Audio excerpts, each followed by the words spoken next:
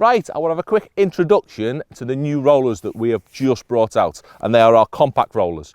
They're very, very, very similar to the already massively popular free flow rollers with many, many of the same sorts of features. But what we wanted to do is sort of fill that little gap that makes them more accessible to anglers that maybe want to walk a long way to the pegs, don't want to carry as much kit, and also a little bit kinder on the wallet.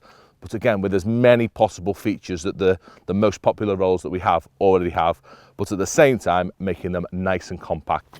Very, very simple rollers, as the name suggests. They fold down lovely and fit into most of our storage bags, and as well, they extend to the nice proper height that makes them usable. So I've had many, many rollers on the market that are just too low. They just feel a little bit too nasty. So these go nice and high, but also I can incorporate the extensions if I want. They're just as compatible as the other rollers. I can whack extensions on these. I can take them as high as I want. But a lovely, nice, simple product, both available in the double or the single. So for me, I'm a big fan of the double. I always like having two doubles, but a lovely, simple roller that more importantly than anything, makes you be able to use your pole properly and most importantly, look after them expensive sections on the bank. So with the technical bit out the way, it wouldn't be the same sort of video without putting a little tip in and doing a bit of fishing, of course. So I'm going to whiz these to me peg. I'm going to show you how to set them up in the perfect way to make sure you look after that pole and get the most out of the rollers.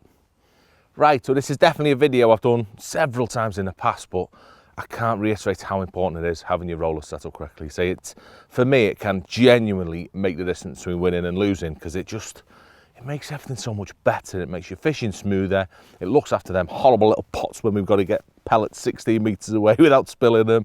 And more importantly than anything else, it looks after your expensive pole that you spend all of your hard-earned money on. So yeah, I want to run through quickly how I set it up to make sure everything is perfect as possible and you achieve what I've got now. I'm going to do a bit different this time. I'm going to deconstruct it and start from the end when it's all set up and I've got it how I want it straight away. And the first thing I'm looking at is the box end, where I want my pole right in front of me, where I want to grab it. That doesn't even have to be in the sock. I mean, it sits there beautifully right in the position. Obviously, we have the socks for if you've got a sloping bank, if I want to break down twice, all that sort of thing. But ultimately, it just stores it in the right place. Yeah, whether you need it or not, that's up to you on the day. But I want my pole grabbable. So it's right in this lovely position, so I can just pull it towards my leg and start shipping.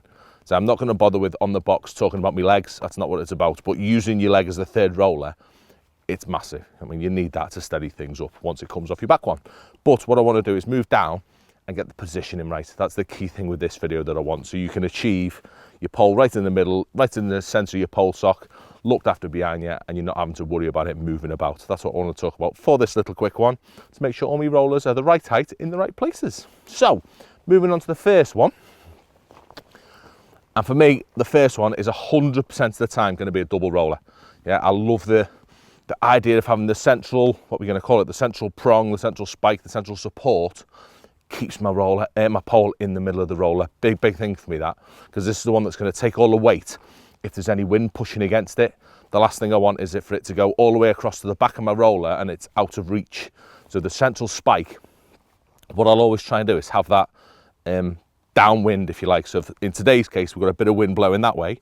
So my pole's going to be this side of the central spike. So it keeps it pushed into it all of the time. It's not going to go to the end of my roller and with a massive big wind, if it's on the end, there's a chance of a roller going over. This keeps it central. So big fan of double rollers, me. And of course, by having a double roller, you have that allowance of when you need to break down, you've got this one can take a pole and that one can take your longer pieces, your shorter pieces, whatever else. You've got two options to break down. So your whole pole isn't on the same roller, which can move a bit if you've got two pieces of carbon on it.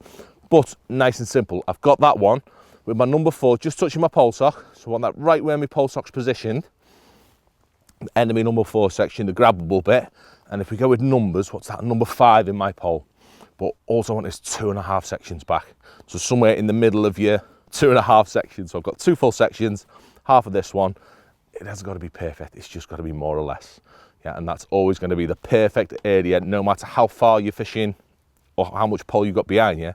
2.5 sections is always right for your first one. So height-wise, all depends on the day.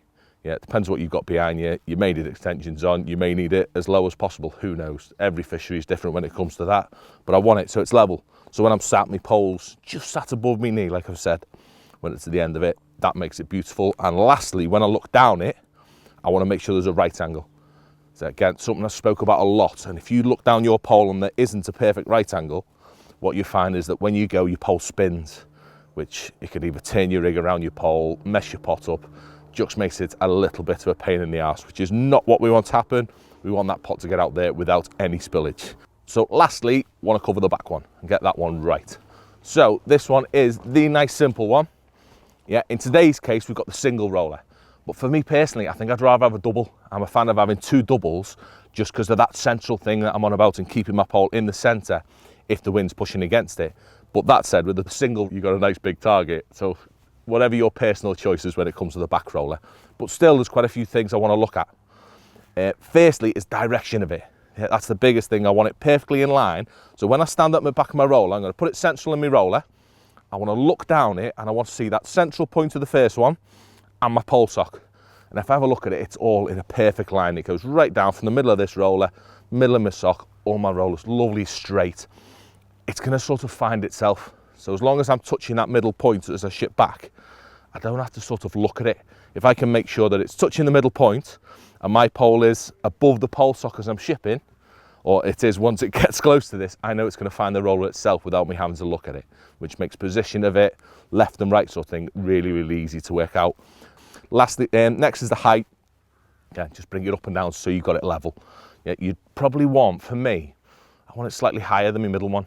By having it slightly higher, my rig's always pointing at the water sort of thing, makes it a bit more fluent. The last thing I want is it lower. But of course, you're dictated with whatever banks behind you, whether you need extensions, all that sort of thing. But as a rule, make it a little bit higher than your middle one, your first one, whatever you want to call it. That's going to be the best position for your roller. Lastly is, of course, the distance behind it goes. And I've sort of two rules for this. Obviously, it's all dictated by how far you go in that way, which leads to how much roller you need or how much distance you need between the middle one and the back one.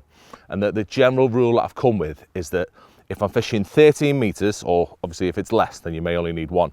But if I'm fishing 13 meters, which for me is one butt section, then I want it at the very start of the butt section. I mean, somewhere on me, what we're going to call that 11 meters or number 7, number 8, just on the start of my graphic section. If I'm fishing 13 meters in a dolly butt, that's about as far as I go. If I'm going further than that, in excess of 14 meters, then I bring it to the middle. It just makes that balance a little bit better. So by bringing it to the middle of my section, when that weight comes off the back roller, it just distributes it a little bit better with them big sections on the back. And that's the key thing that you're probably trying to find is when setting your roller up distance-wise, so how far they are from behind your peg, it's just preventing the bounce. Obviously the height and all that looks after it for in and out nice and smooth, but you do not want the bounce. The distance between the rollers is the key thing to making sure it's always, what we're going to call it, like seesawed. So as it moves over to that middle one, you see in this case, as it moves over to the middle one, it doesn't sort of drop too low, it stays, it wants to stay.